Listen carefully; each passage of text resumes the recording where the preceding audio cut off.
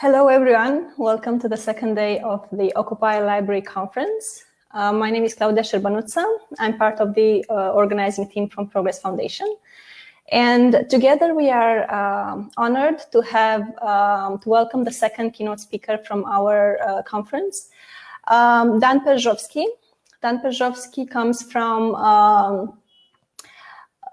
not from libraries per se, but from the GLAM type of institutions. From his artworks are familiar in galleries, in libraries, but also in archives and museums. He's an international artist that lives in Sibiu, in Romania. And his style is quite unique. You will discover this, I think, in his presentation. And he's been exposing his art in GLAM institutions from Cape Town all the way to New York and all around the Europe. To connect with the previous speaker from yesterday, with Hannelore, he even had his work presented in Cologne. So that way we make the connection in this international community. And Dan is, there are two directions that I want to mention with Dan. One has to do with the way he presents his artwork in relation to public spaces. Dan draws his art on walls, floors, corridors, windows, and that's making many public spaces more public and more open to the art than regular artists. And another aspect of Dan that maybe not many people know is that within Romania civic society, he's a big supporter of the people who have causes that are in support of developing healthy communities. And he lended his art to protesters, to images of protest in Romania for many years now. So Dan, thank you for joining our conference. Thank you for stating quite openly that you wish you had lived in a library. Now it's your chance to many eyes of librarians are watching you. Tell us more about this love. Well, welcome everybody. I'm very glad to meet you. I'm sorry I cannot show you a nicer image behind me because I'm in a hotel somewhere in Germany and I have this mask, you see, like I'm in a situation like everybody here. So I will do my presentation and at the end we will have some chat, right? Okay, yes, so let's try, give me like some seconds until I will try to do this kind of stuff.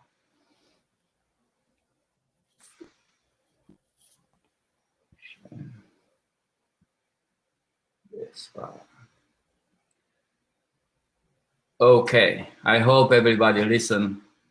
So I hope the sound is okay.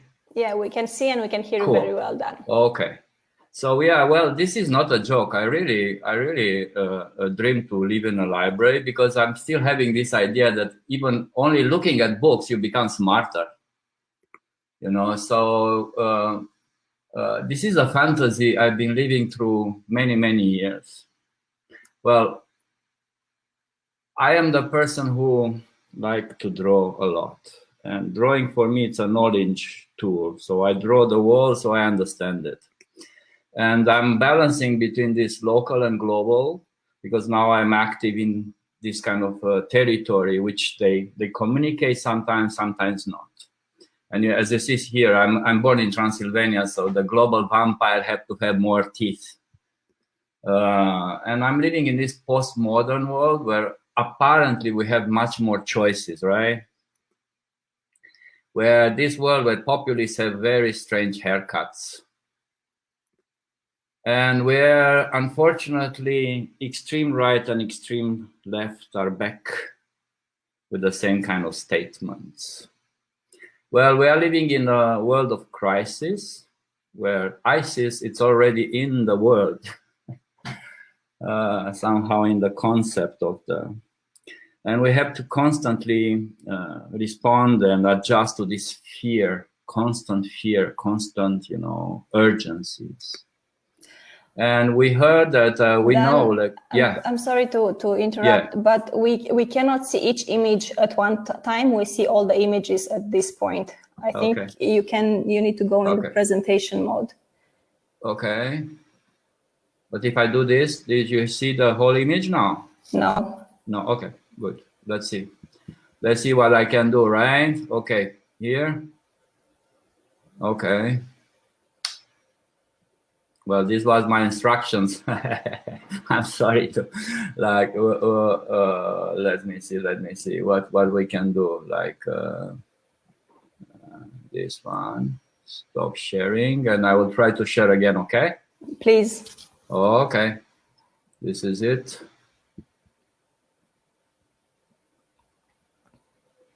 Okay. And if you see. Yes. Now it's the full screen. Almost, but it's better than the previous one. Ah, okay. You see the slides on the side. Yes, but it's definitely better than the previous. Well, let's see. Maybe I can crack it too. Okay. It's better now, or you still see that's on the side? Yeah, but they're very small. Ah, okay.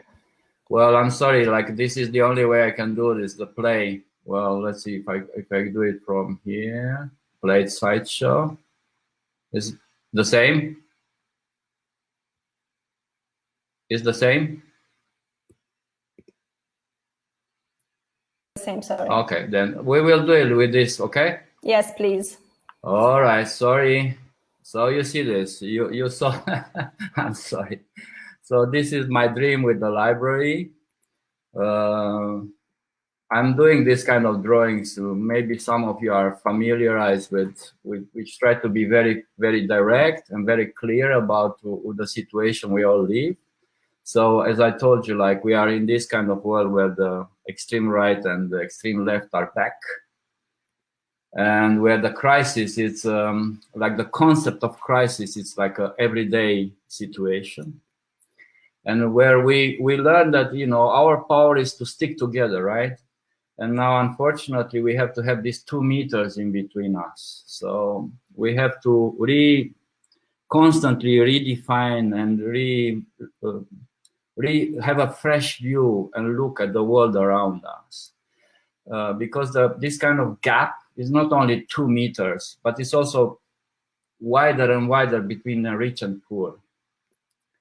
And, you know, if you want to have to see the more optimistic view, this kind of fragility we have now, it's also like so human, so human, you know. Anyway, so I'm doing this kind of drawings on walls around the world in this museum, like it was said before, but not glam. I consider all this museum of art and art platforms as platform of debate. So, well, these beautiful spaces all over the world in all kind of shapes, museums and biennials like Sao Paulo Biennale right here. But how come I do these drawings? Because I'm like an academically trained painter. Well, the explanation is blunt. I was born and I grew up in a communist country under the dictatorship, like what you see here, the map of Europe in the 80s, like the black hole near the Black Sea, that was my country. So I grew up in a on the side of the Berlin Wall with no graffiti. For the young people who listen to this presentation, there was a wall who cut Europe in two, the free part and the not free part. So on the free part, you see this graffiti, which are very familiar for everybody. But there was a part with no graffiti, the East Europe part, where I grew up, right? So I was on the part of depression. I didn't have the freedom to express. I just had the pressure. And it was this kind of society with a lot of shortages, but it's not, you know, you grew and you are accustomed to shortages. And it's not about the fact that you don't have what to eat or you know, that's cold, and you know, you somehow accommodate this kind of stuff, at least for me as an artist. But more tragic was that we could not circulate, we could not exit the country. I didn't have information, I did not have books. And you know, the fake society, we are very accustomed with this, the fake news. Well, we have it already. So the fake society I grew up, it was also creating fake libraries. It was creating this kind of fake knowledge to serve the people and kind of manipulate them. And I was when I say that I dream to live in a library, I dream to live in a certain library. Anyways, these fellows of mine, the citizen, the Romanian citizen, all over the Eastern Europe, basically, they kind of liberate me because they had the courage to go on the street and bring that dictatorial society down. And in homage to them, I did this piece of work after 1990. And this is a wall of drawings, a lot of them. And it is called this Anthropoteque, the library of humans, because I just, you just look at this, incredible power of the masses. But what does it mean, a mass? It's made out of individual, and each individual have his own story, and each of this story can be looked over. So I made a wall of drawings one can research and flip through. And this was the library I never had, and this was kind of my dream of a work of art to some kind of respond to the reality of the society. It looks like that in the exhibitions now. Anyways, when I did it in 1993, it was impossible. The institution in my country could not pack this and transport it somewhere else. They could not pay the insurance, or they even didn't want. So I was stuck at home with the work. And for me, art is open. It's international. It's like, I travel through my art. I know the world through my art. So I had to decide what to do because I could not travel with this work. So the decision took a lot of time, and it was radical. So instead of doing the object, I left the object at home and I went with the software. So I went only with ideas of the drawings in my head, and I did them directly on walls. So Occupy, because this is the subject of your conference, Occupy became a practice for me. I'm occupying walls and rooms and windows and staircases and lobbies of institutions. And it started usually like that. And by the way, this is Ludwig Museum in Cologne. And it's gradually filled with statements. So I know when I start a work, I don't know when the ending is kind of arbitrary when is the opening. But then it's filled with statements about the world around the museum and whatever is happening with me there and the discussion I have and whatever happens in that moment in the world. And, I'm like free to do whatever I want, and nobody checked me before. And this is the freedom I want to keep, because I've been closed in a closed society, and I want to claim my freedom every time I can, my freedom of expression.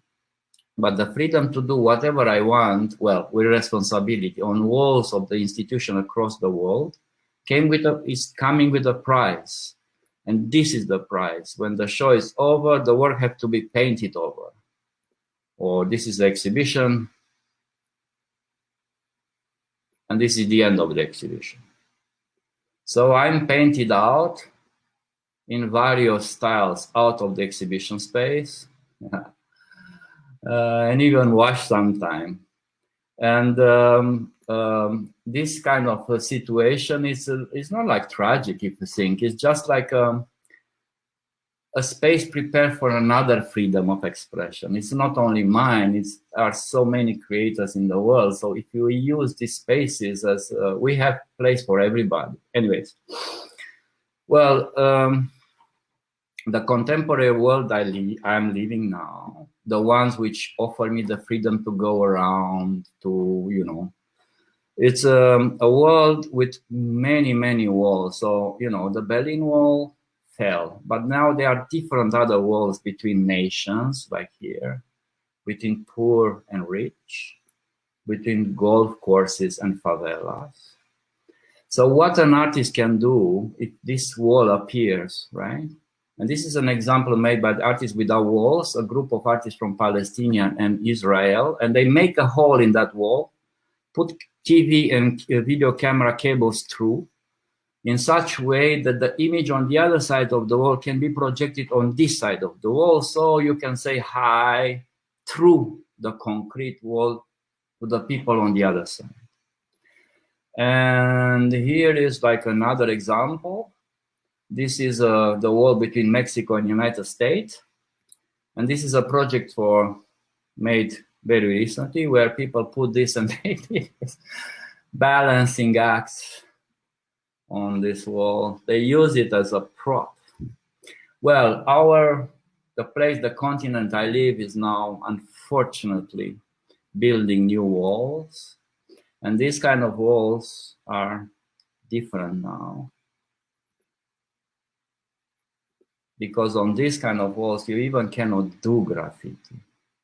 And I'm always like thinking about that, because what does it mean to live today as an artist, as an intellectual? What kind of responsibility I have? You know, what can I do to respond to the world we live now? And so what can I do? So this is maybe the reason I'm in this conference, is that I start to associate myself with libraries, because libraries are one of the most democratic platforms we can have in this world. They are free and they are for everybody. So I did several projects with libraries. This is one which stays permanently. This is the National Technical Library in Prague. I was invited to do these drawings in the main huge atrium they have. And this library have as a principle of building and communication, the transparency. So I made stuff transparent.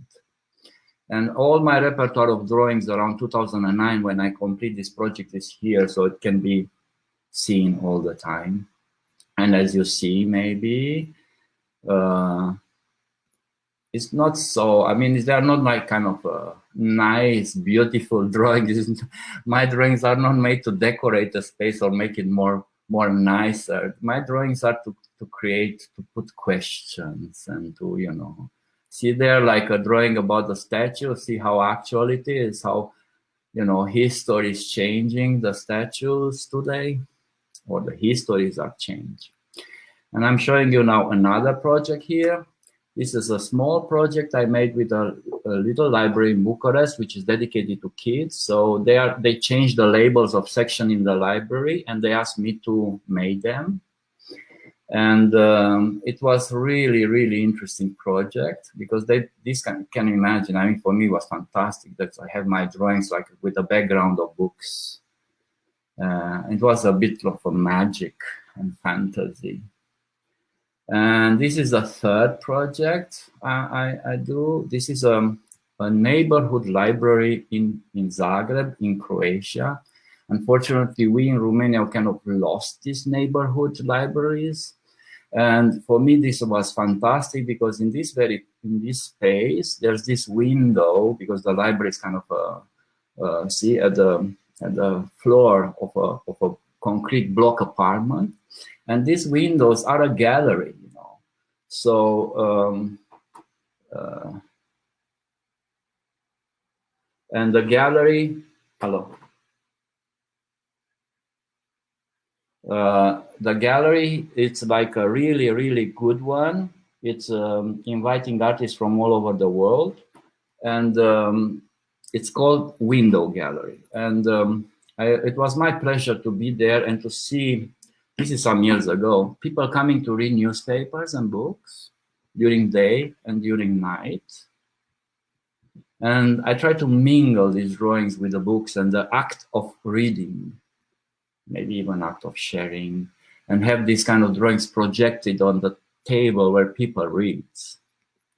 So there are a lot of Supermans in our day, depending how how you define them and what. So for me, this woman who's curating this window, it's like a superwoman, and she's doing that since years. And the people there in this library, they are super people doing this stuff and these services to the neighborhoods. Anyway, let's make a small recap. Well, Romanian situation as the world situation changed. This is the Romanian Tiananmen Square, the 0 kilometer of democracy in Romania from where the revolution started, and from all major events and social events are starting. It's the University Square. And the University Square today is like a place for advertising.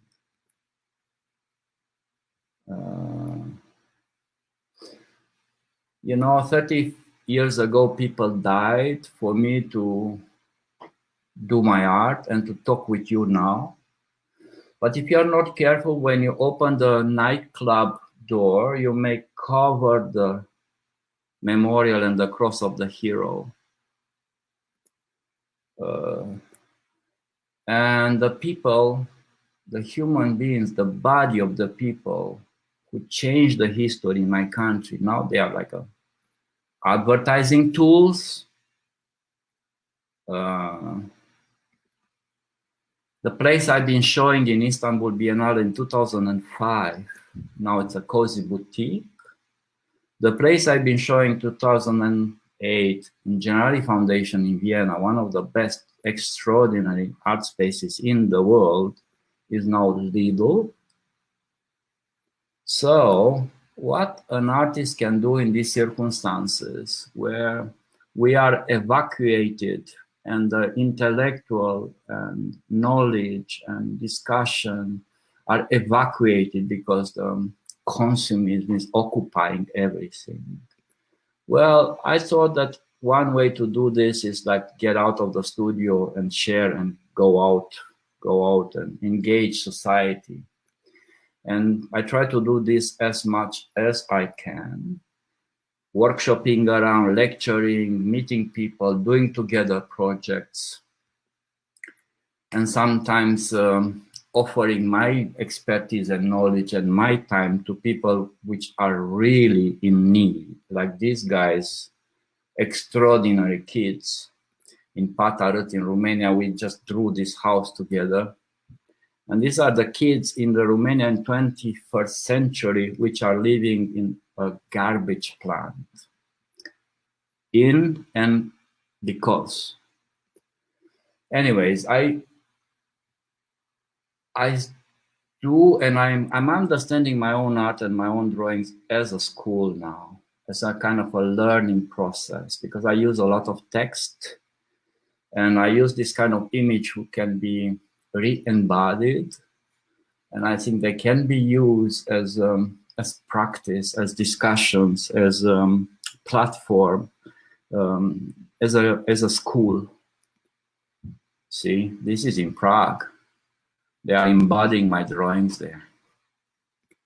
Anyway, so I am not exotic, I'm exhausted. I'm an artist which I really engaged in the last years, like really working hard for maintaining my practice, supporting initiatives which are amazing across the world, in my country and across the world.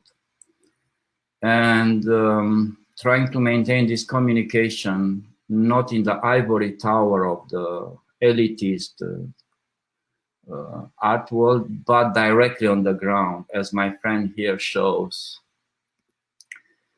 What can we do? Part 3. And I'm showing here a project of my partner, Leah Pelzovsky. She's also fascinated by libraries, and she grew up also like me in the town of Sibiu, and she was working very much and accessing very much the Astra Library, a very famous local library. So what she did in collaboration with this library, the last level of this is like a mezzanine, like a last floor. We call it like 5th floor and a half. It's now her art installation, which is not an easy or not a is like Her installation is called the Knowledge Museum. So it's like a project to incorporate many fields, like, you know, earth department, art department, body department. And this is now a reading room in the library. And these departments are around. People are just going there to read or to have, because they have internet access, or to, they are mainly students.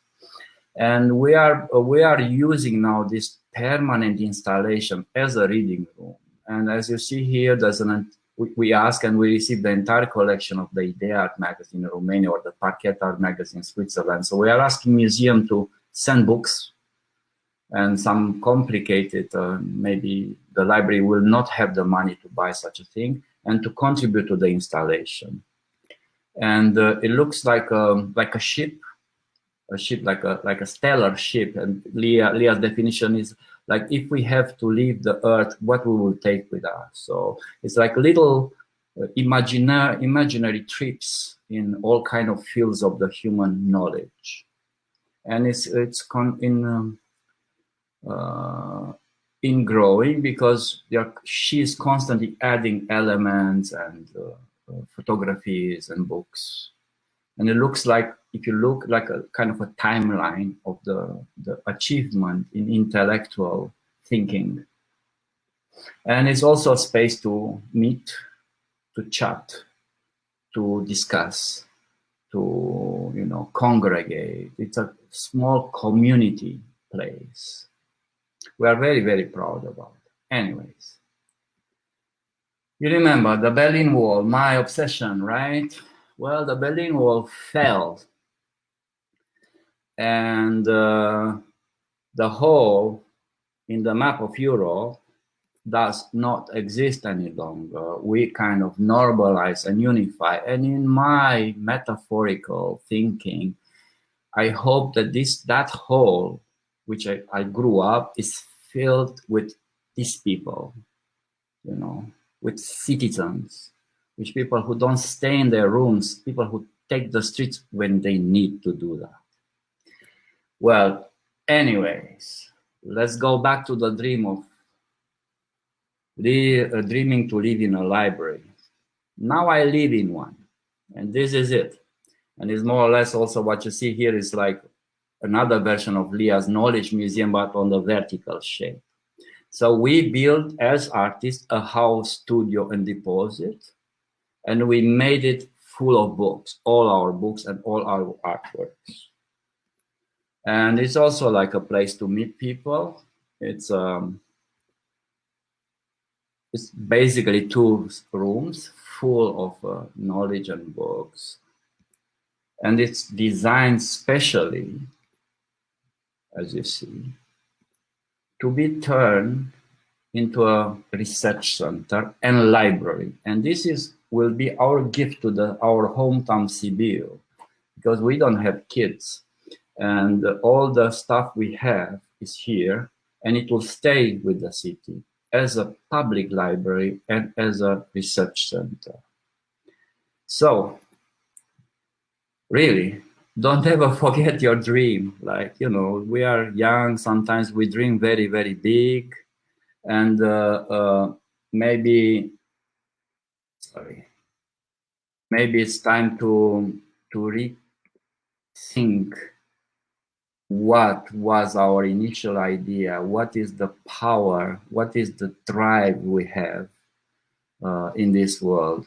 For us was this, and it helped us a lot too, because we know that every fight we have and any fee we got is put into here, and this will stay as a platform for the rest of the people, for the other people in our town, or not only our town. So more or less this was my presentation, and so let's do this now. Okay, so I think we have another 15 minutes for talk. Yes. I'm sorry for the technical glitch, but it's like the first time I'm hopping in. Yeah, we all need some time to learn how to hop in. Thank you so much, Dan, for sharing this with us. I am a huge admirer of your work. So even for me, this the way you connected the stories and your art was very fresh and rewarding. So thank you very much. I want to invite people from the audience to ask Dan question. As you see, he's very open, very transparent. He's a huge fan of transparency. So and I'm not glam. Yes, and it's always a good moment to ask people from outside our fields, you know, questions that are of interest. And I might start over now with a question that what really fascinated me about you before knowing, you know, a little bit more about your personal story is the fact that when you enter a space with your art, people start to resonate with the space, regardless of, you know, how high institution that is or how just a wall in Sibiu. When people look at your art, that place becomes very personal to them. I'm not sure if you had other people telling you this, but for me it was, you know, I'm with Dan here, and you know, if it's your artwork about something that resonates with me at the personal level and makes me think, like you said, then okay, this is a space where it's okay for me to ask these questions for myself and make space for me as a citizen, if you will. Is this something that you've seen happening in places in Eastern Europe or in other places? Well, Claudia, you know, I'm very popular with the doormen of the museums or with the guards, because they see how the stuff is made and they understand and they like it. Even though maybe as a visual expression, they are not into this. Maybe they are more conservative, you know what I mean? But because they see how it's processed, and we discuss, and sometimes I incorporate what they say in that. So I have this link which is like direct with the regular folk. Well, I'm popular with the director of the museum too. That's why I got the invitation. But anyways, people in my installation or in front of my wall or in front of a newspaper with drawings, they recognize what they think, because they are pointing out some drawings where they already think that, but they didn't see it. And see, you know, in English is so beautiful. See is also as an understanding. And sometimes I got interpretation of my drawings which are really interesting, and I didn't thought about them, but they are kind of interesting because they come from a different experience or culture, and I learn a lot from this kind of communication. Well, you know, when you have to synthesize a very complex story in 3 lines, of course I'm vulgarizing sometimes, so some people may feel offended or not so at ease, but I try to make, so I'm the total opposite spectrum of the Charlie Hebdo. So my drawings are there to create bridges, and not to make people angry, are there to make people laugh a bit, or using the laugh to create more deeper understanding. And what you say about the space, you know, I didn't thought it's just a mental space. I don't think so much about architecture. I'm not a site-specific artist. I'm more like a time-specific artist. I draw about the things which happens in that moment. But a little bit about the theme of this conference, you know, maybe it's not very clear for people. I really love books. I'm the printed generation, you know. I still have to open a book or, you know, a laptop. I'm still not having a smarter phone than myself.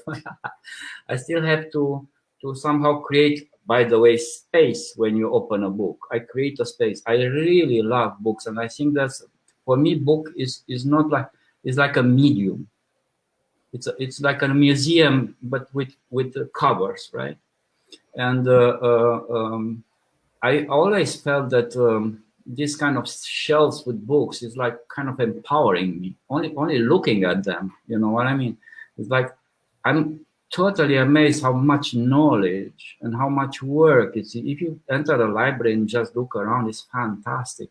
And seeing, you know, sometimes art museums are prohibitive. It's like $25 a ticket. Libraries are free. I mean, and they are also inclusive. In the library in Sibiu, they do stamp exhibitions, you know, landscape. I will never show in these spaces usually, but this is so inclusive. So everybody can have a piece. And I'm very, very happy to contribute with mine. And like Leah did, this is, you know, so beautiful atmosphere. People are in an artistic installation and they read and they learn. And for us, it's like the maximum, you know. You know, what else can I get? This is the maximum I can get as an artist, you know, really. And I think we have to fight.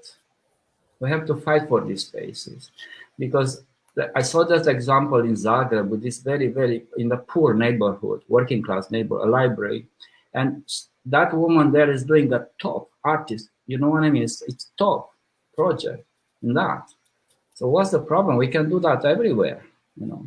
Very, very interesting. And we in our country, we kind of close them or forget about them, and you know. And this is a signal for me. And as an artist, I will try as much as I can to associate myself to any kind of these projects, you know, new platforms. Every time they are taking books to kind of create a space somewhere in the middle of nowhere, or you know. Mm-hmm. Thank you, Dan. We have a number of questions already in the chat. If I can jump in. So from Susanne Teichmann, in your experience, exhibitions, are people allowed to add their own drawings? No way. You know what? That's an interesting question, because I come from this forced collectivism in communism. I try not to. I find it very hard to work collectively. Only now with the virus, I did on online collective projects. But it's not that I'm egoist or, you know, no. I can assume, and I have my responsibility. I think when you do a graphic sign in society, you have a huge responsibility. So I can bear mine. I cannot bear others. Anyway, I did some projects. Like in Liverpool, I made some drawings and then on a black wall, and then we let chalk for people to draw. But you know, people are not used with freedom. Their freedom is in toilets. So they have a toilet freedom. So first sign they put are very vulgar or very, you know, cheesy, like la, whatever. It took them like a month until they start to really become creative. So for me, that month was like a torture until I saw some interesting drawings. So coming a little bit back, you mentioned in my presentation, I had this exhibition in Cape Town with black and white drawings on the wall. And at the end, the guy said, well, Dan, can we use this exhibition as yours as a workshop with kids? So can we let them color? And I said, well, try. Well, it was fantastic. So the people color my drawings. It was absolutely beautiful. So I can imagine now, and maybe this is an answer, like project where I can combine. So I do my thing and then have a section of interactivity, especially kids. Kids are good, you know, adults are problematic. Yeah, and you also did the drawing book that I know it's very popular with the kids. So you've been sharing your work. That's not mine. That was an idea of a group of artists. They just asked me my drawings. I say, well, use them the way you think. And they are very experienced in, because I cannot claim, I don't teach. I'm an artist. I do small workshops, and sometimes you saw like Zimpatarud, like 3 days with some kids, and it almost ruined me, that experience. Anyway, so I try to give on limited time something, but I try. Well, I try. Well, I will try more, like opening up. 30 years after communism, maybe. Yeah, the messages that we have here, and I mean, this is a library-oriented conference, that it's that working together is better than working alone. But well, I'm working alone together with you. That's more Eastern European style. So for Martin Jensen, when you travel to the old democratic countries, do you feel that we take our democracy for granted? And what can we do to increase the awareness of democracy? Well, that's quite an interesting question. I think everybody takes democracy as granted, even us after 30 years. And I have 1,000 people who died for my democracy. And people forget about that. And I think we have to fight for it. And we have to reinvent it and look at it with a fresh eye. And well, I was dreaming to go, like with dreaming, sleeping in a library or living in a library. I was dreaming to go in the West or civilized nation. So when I arrived, things were not so paradisiac. And, my drawings are not about my country, are about the country where I show. So I'm always looking with a critical eye, but with a critical eye with understanding. So I saw a lot in lately. And I think, yeah, that's a good question. We have to look very carefully and we have to really resist and not give them 1 centimeter from the democratic platform, We have to take it back. From the freedom, yeah. And maybe in the same direction, Saskia is asking, what advice would you give to people who want to learn to rethink reality instead of comply with reality as it is or as it seems easy to see? Well, I'm refraining to give advices because I hit that age when I become boring giving advices to everybody. But I think it's everybody's task or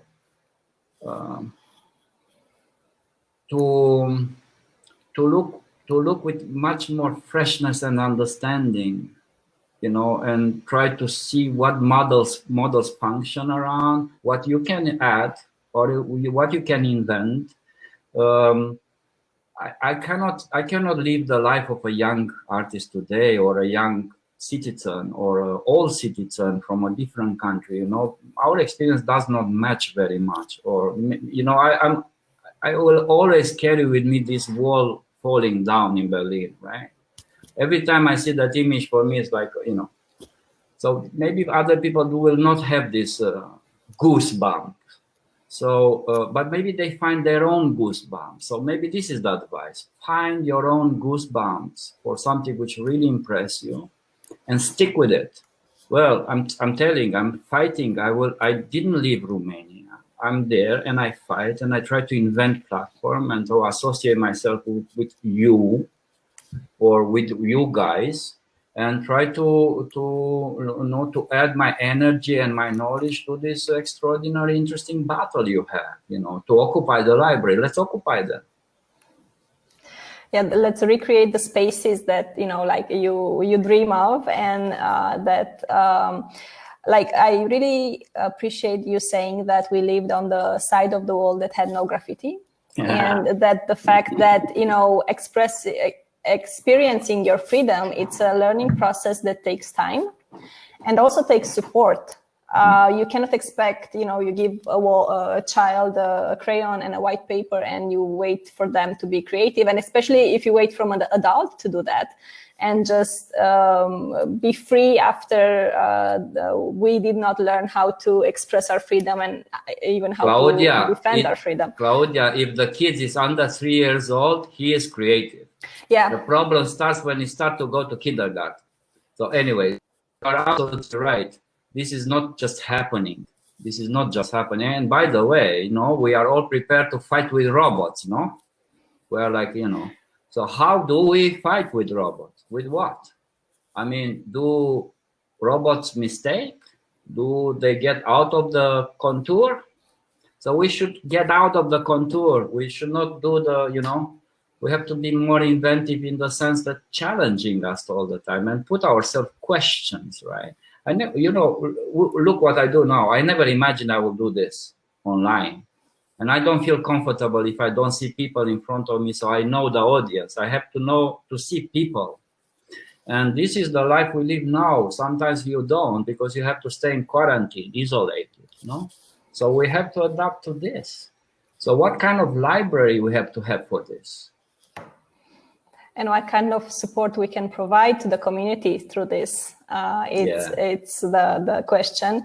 And I know we are running out of time soon, but we have a question about the online. And maybe I know you've been challenging yourself with continuing to be an active artist, even in quarantine, even without being able to use your freedom to travel, the so hard one, this freedom to travel. So a quick question, if you ever done a project in Israel?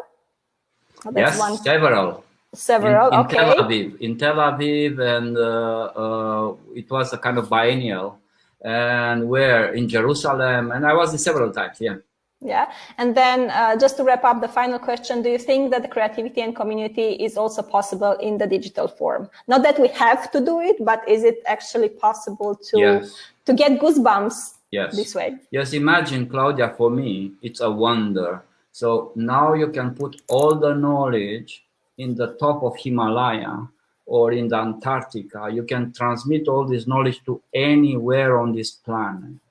So kids, they are a click distance to every museum I never visit. You know what I mean? So it's not the same experience as real life, of course, but it's a possibility. And I was just thinking about the education in nowadays. At least you have fantastic means at your disposal, right? So use them. Of course you did. You know, I did this project, the virus diary, during the quarantine, and I started alone. And then I got bored by my own drawings, and I started to invite people. And at the top of the project, we have like 40 people from Jakarta to Bogota it was absolutely amazing. And when you see yourself as a part of a network, you are really strong. I mean, it's not a joke. You guys in this conference, you are really strong. So use that. Use that. Thank you, Dan. I really like to finish, a presentation with guys. You're really strong, because we actually are. And I would like to invite everybody, if you wanna follow Dan, he's very active on Facebook. Sorry, I just said it. So I don't know how many people you can still accept. I'm old style, Facebook. Facebook. And his online art project that he mentioned, I think it's still a folder there, if I'm not mistaken. Yeah, on the White Cube Gallery in Cluj. Cube Gallery in Cluj, yes. White Cube, sorry, White Cube. But you can Google or whatever, so you find links. And if you look on Facebook, there are several exhibitions coming out, including one in Bogota. I could not travel there. So I delegate my drawings. My friend of mine drew for me. So if there's a will and goosebumps, then there's a way. True. Thank you so much, Dan, for being with us and for being so close to libraries. I'm sure love them. You will stay connected with libraries, and we would like to stay connected with you in the future. You can invite me all. I come. He's serious, so really? Be serious if you want to invite him. Thank you very much for watching us, and we will have now an hour almost of networking. If you go to the side, the vertical panel, and where it says networking, you can go in, and who knows, who you might run into. Have fun, and we'll see you on the platform. Thank you, Dan, again. Thank you also. Ciao. Good conference.